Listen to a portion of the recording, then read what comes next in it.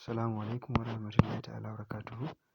Za mu ci gaba da bidiyon mu akan yadda ake verification na MTFE.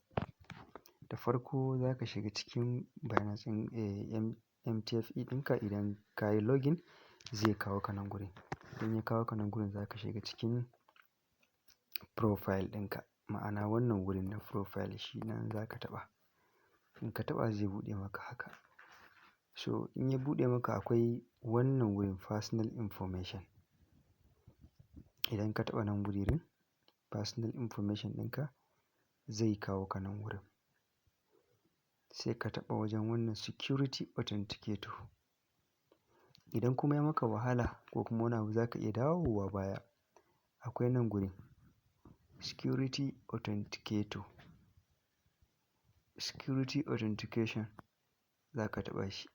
Kana taɓa zai kawo ka nan gurin verification process.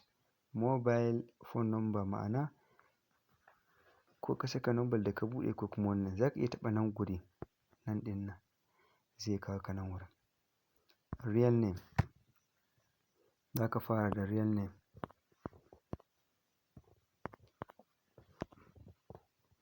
Misali nake so na kawo. Phone number.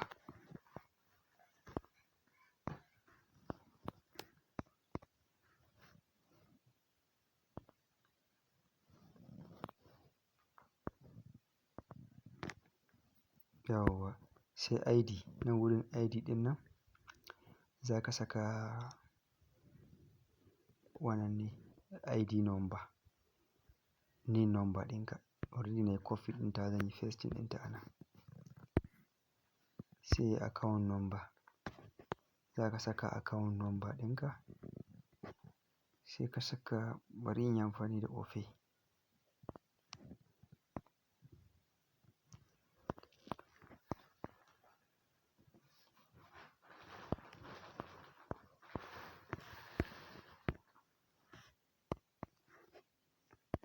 Opay branch.